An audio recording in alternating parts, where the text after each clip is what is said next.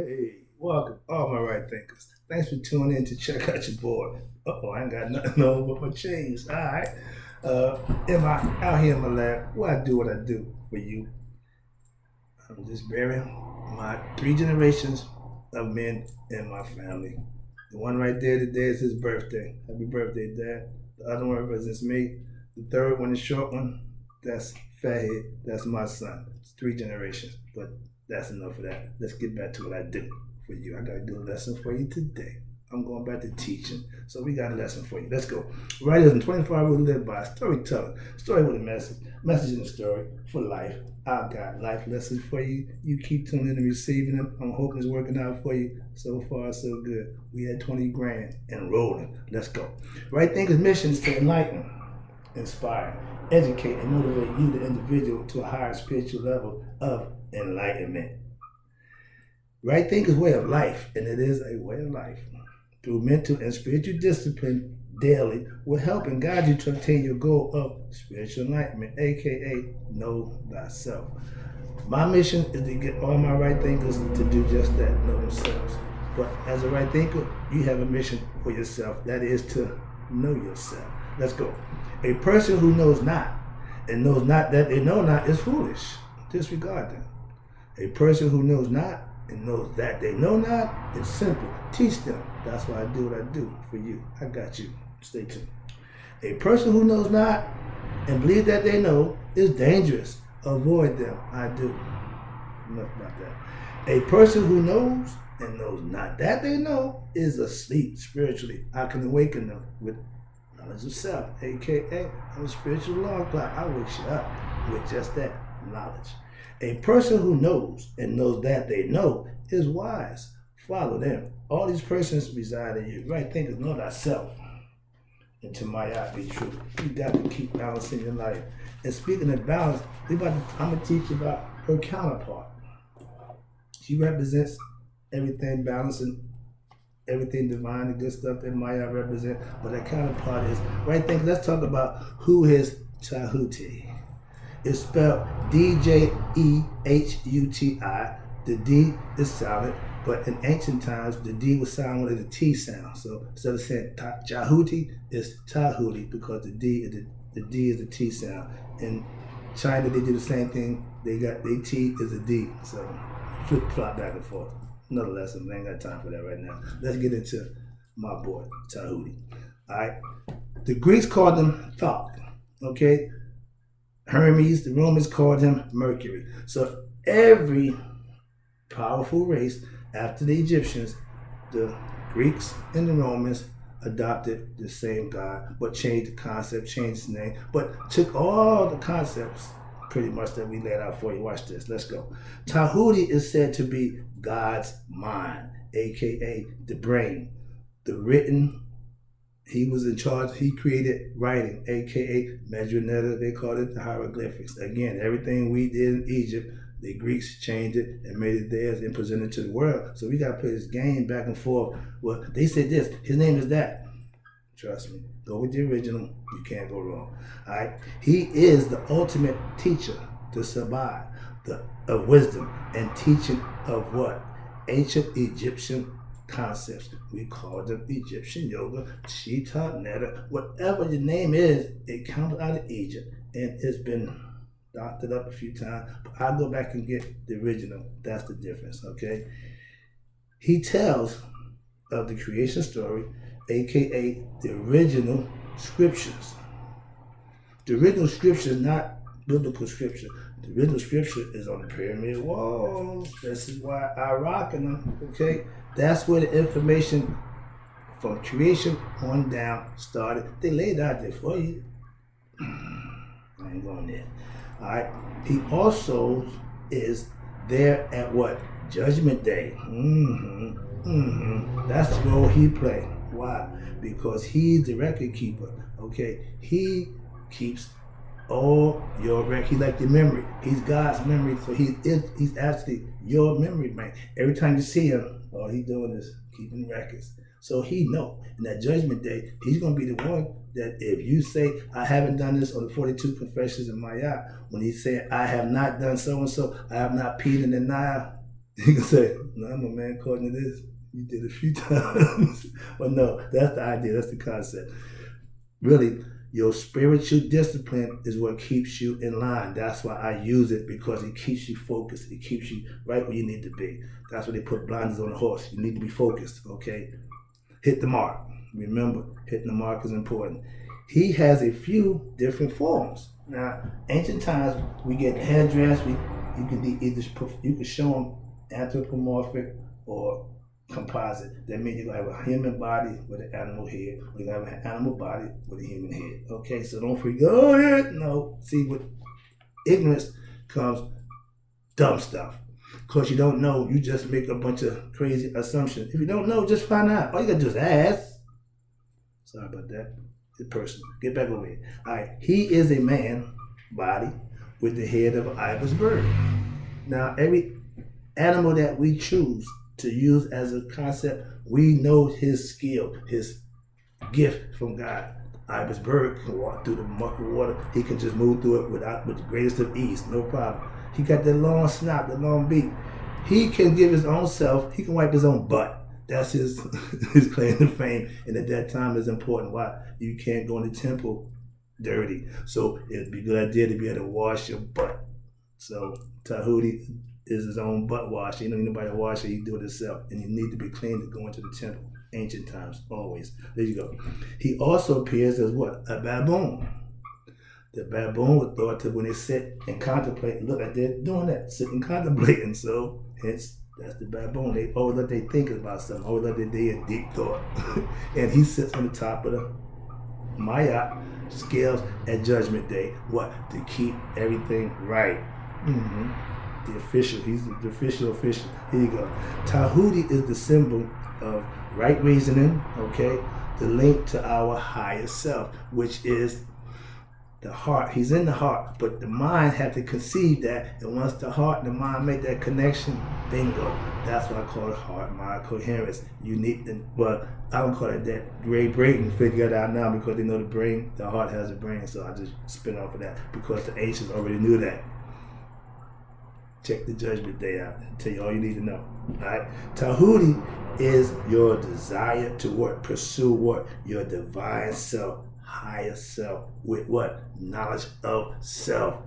Hence, know thyself. You see where we're going with this? They wanted you to know who you were because they knew what was coming down the pipe. Okay, we raise our children, teach them right from wrong, understand like what? We know what life is gonna come at them. We know what's coming for them. So they did the same thing. Try to prepare. Okay, that's what we do for our children. All right. Djehuti, he was also known to the ancient Egyptians as what? Lord of divine words. He was a scribe. Now he had a counterpart, Sashet. We'll talk about her another time. But she's the female counterpart, and she was the inventor of measurements, and she's the librarian, the ultimate librarian. And she wore the marijuana plant on her head. Another lesson, but I love this stuff here. This is my area, so yeah, I'm back to teaching. I'm thankful to be recognized as holy and spiritual, but this is what I do. I teach, so let me get back to doing what I do for you. The different titles he had, watch this. Djehuti, 3 times great. Okay, thrice great.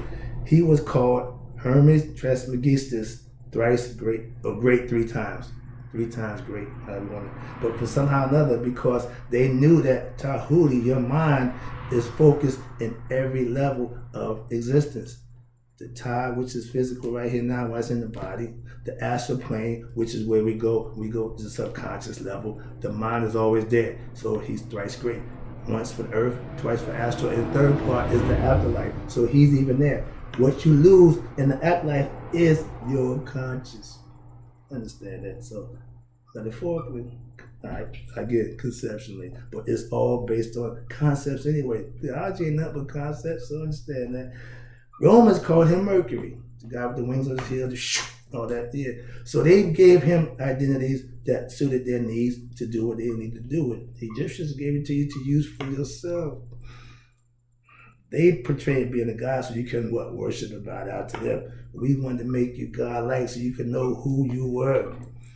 Not no slave, okay? All these names means he's great in all these realms, all these planes of existence. Again, the tide, earth, pet, astral plane, the duat, the underworld, the afterlife. If you're conscious in all those states of mind, you know who you are. Signs of Djehuti. He sits in a baboon mode, okay? When he's writing, he was the scribe of the gods. He kept records of everything. He is the eye over the crescent moon. Sometimes you see the moon, you see my eye. Well, he has the eye, same thing, all seeing, but he has the crescent moon. Why? Because he represents the night. He's in charge. When Ra goes down, he put Djehuti in charge. The baboon sits and watch over his creation conceptually. That's not the concept. Djehuti is what? The ancients, to the ancients, was the symbol of intellect. If you have intellect, knowledge is what you're going to acquire in order to be intelligent. In order to do that, you have to be able to manifest, to be able to what? Think right, on the right lines, in the right terms, in the right way. He represents, watch this, symbolically, the reflection of divine consciousness. He mimics Ra. Ra is divine. He mimics him, so he lets you know that I'm getting mine from the source. When you get intuitive knowledge, when you're going to sleep, your subconscious, oh, that's already inside you. Hence, we're born with what we need, everything we need. You just got to figure out how to get it.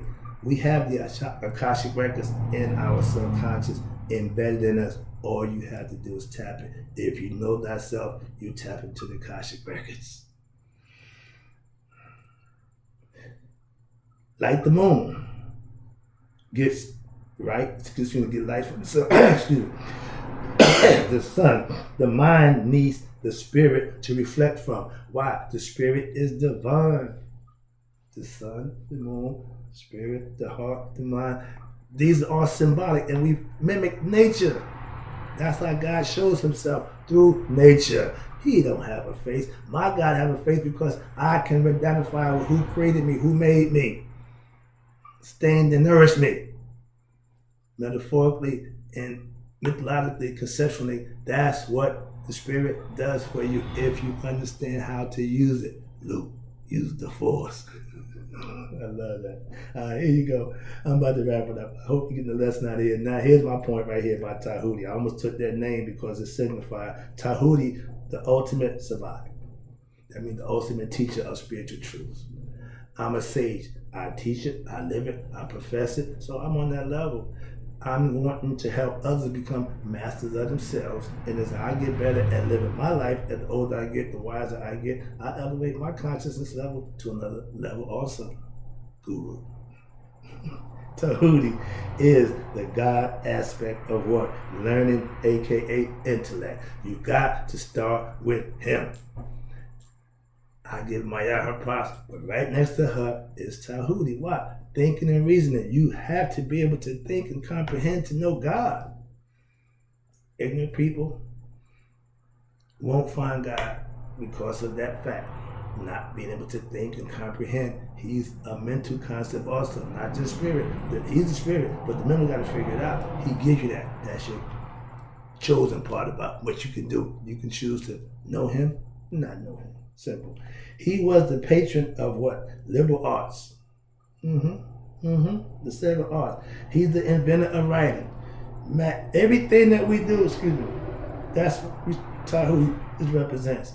So, as your intellect, you should be versed in a whole bunch of things within your own self. Okay? I have skills to do teaching. I have skills to play games. I have athletic skills. I have a few skills, a few hats that I wear other than the stage. But that's because I practice these things and perfected them. So now you got the right to expound on it. Help somebody else with it. That's all. Keep it to yourself. Don't help nobody. Okay? All the knowledge I got, somebody's going to get this. You're welcome. All right, here you're going to wrap this up. Again, I appreciate you. All right. He's always with a pen and ink. Why? To record. He's the ultimate recorder. He stores information. That's what the mind does. You have memory, you have imagination. What you put on there is like the computer. What you put in it is what you're going to get out. You reap what you sow, so to speak. Here you go. He's the transporter of what? The word of who? God, aka Ra. He brings the He brings the magic, aka spiritual power. And there's power in the spirit if you know how to use it. Power of the supreme being to heal you, aka Haru. He helped Haru when he was in trouble. So the mind will always acquiesce to the spirit. It will always help the spirit. They work together as one.